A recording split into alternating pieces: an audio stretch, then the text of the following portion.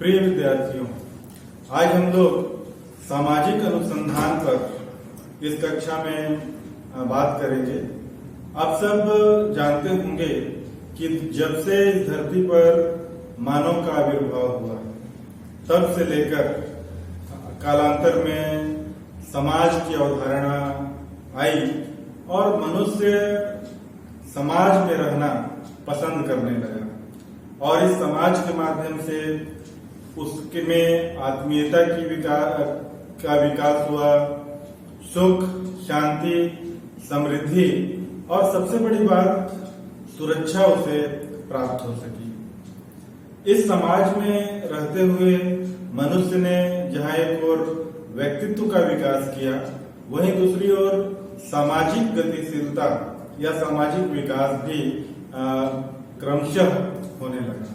लेकिन समय के साथ सामाजिक परिस्थितियां जटिल बनी और उसने हम सबको चिंतन करने पर विवश कर दिया। मॉडर्न एज में जहाँ एक ओर वैज्ञानिक प्रगति हुई, वहीं दूसरी ओर इंडस्ट्रियल रिवॉल्यूशन यानी औद्योगिक क्रांति के बाद मनुष्य के जीवन में संपन्नता का मार्ग एक प्रकार से प्रशस्त हुआ।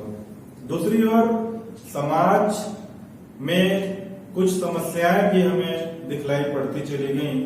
जब से समाज जटिल हुआ, समाज में विघटन हमें दिखलाई पड़ने लगा, अनेक सामाजिक दोष समय के साथ साथ उत्पन्न होने लगे। सामाजिक समस्याओं के पीछे क्या कारण है, उनका पता लगाने के उद्देश्य से एक जिज्ञासा के माध्यम से हम लोगों ने सामाजिक अनुसंधान के माध्यम से उन कारणों का पता लगाने की कोशिश की। वास्तव में सामाजिक अनुसंधान क्या है? जब हम इस पर चर्चा करते हैं, इस पर बात करते हैं, तो सबसे पहले इस बात की ओर हमारा ध्यान जाता है कि हम सामाजिक अनुसंधान को, सोशल रिसर्च को किस तरीके से परिभाषित कर सकते हैं। सामाजिक अनुसंधान को परिभाषित करने का कार्य श्रीमती पीवी यंग ने अपनी पुस्तक साइंटिफिक सर्वे एंड रिसर्च के माध्यम से करने का प्रयास किया है।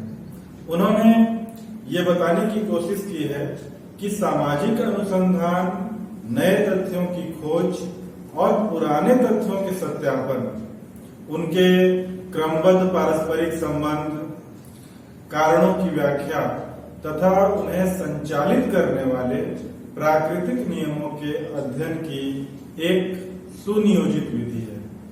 सामाजिक संबंधों की जब हम व्याख्या करते हैं, सामाजिक घटनाओं और उसके कारणों में कार्य कारण संबंधों की खोज करते हैं, नए तथ्यों की खोज करते हैं या पुराने तथ्यों की व्याख्या वैज्ञानिक ढंग से करने का प्रयास करते हैं।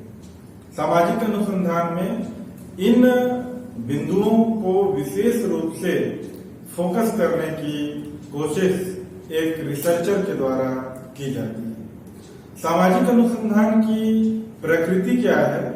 जब हम इस पर दृष्टिपात करते हैं तो हम ये पाते हैं कि सामाजिक अनुसंधान के माध्यम से सामाजिक संबंधों, सोशल रिलेशंस और घटनाओं की व्याख्या की जाती है। साथ ही साथ सामाजिक अनुसंधान में सामाजिक संबंधों के बारे में नए तथ्यों की खोज की जाती है और सामाजिक अनुसंधान में जो प्राचीन तथ्य हैं उनमें सुधार की भी गुंजाइश होती है।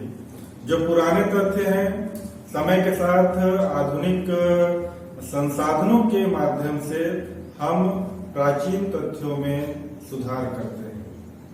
महाभारत का युद्ध कब हुआ था, इसके बारे में कार्बन डेटिंग मेथड के द्वारा ये निर्धारित किया जा सका कि उसकी काल अवधि क्या होगी।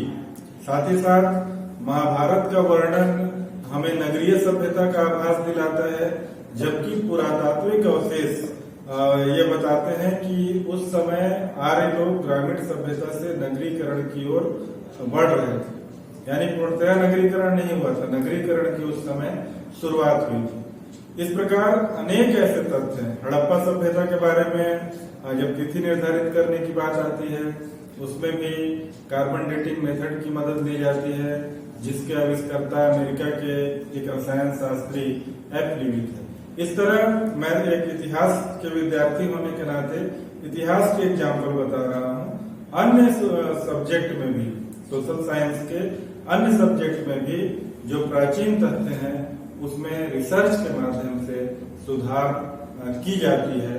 यह इसका नेचर है, यह इसकी प्रकृति है। साथ ही साथ सामाजिक अनुसंधान में कार्य कारण संबंधों की भी खोज आमतौर पर की जाती है, और आज के समय में जब अनुसंधान होता है तो उसमें वैज्ञानिक अनुसंधान प्रणाली का उपयोग किया जाता है। इसके अतिरिक्त सोशल साइंस के रिसर्च में सांख्यिकी का भी, स्टैटिस्टिक्स का भी विश्लेषण किया जाता है। तो इस प्रकार सोशल साइंस में ओवरऑल सामाजिक संबंधों और घटनाओं की व्याख्या, सामाजिक संबंधों के बारे में नए तथ्यों की खोज, प्राचीन तथ्यों में सुधार, वैज्ञानिक अनुसंधान प्रणाली का उपयोग और सांख्यिकी का विश्लेषण होता है। सामाजिक अनुसंधान के ऑब्जेक्ट क्या है, उद्देश्य क्या है, इसको भी जानना यहाँ पर आवश्यक हो जाता है। श्रीमती यंग ने 2 उद्देश्यों पर विशेष रूप से प्रकाश डाला है, जिसके मार्फत उन्होंने यह बताया है कि सामाजिक संबंधों तथा घटनाओं के संबंध में नवीन तथ्य की खोज करना सोशल साइंस के रिसर्च का मुख्य उद्देश्य है। वहीं दूसरा उद्देश्य श्रीमती यंग ने बताया है कि इस क्षेत्र में जो पुराने तथ्य हैं उनका सत्यापन भी आवश्यक रूप से किया जाता है, और इन उद्देश्यों की पूर्ति के लिए जहां एक ओर सैद्धांतिक बातों पे, वहीं दूसरी ओर व्यवहारिक बातों पर भी विशेष रूप से ध्यान दिया जाता है। सैद्धांतिक क्षेत्र में जहां एक ओर रिसर्च के माध्यम से हमें पाते हैं कि ज्ञान क्षेत्र में वृद्धि होती है, वहीं दूसरी ओर मनुष्य की जिज्ञासा की संतुष्टि भी होती है, और व्यवहारिक तौर पर हम घटना के कारणों का अध्ययन और उस पर संभावित नियंत्रण करने का प्रयास करते हैं।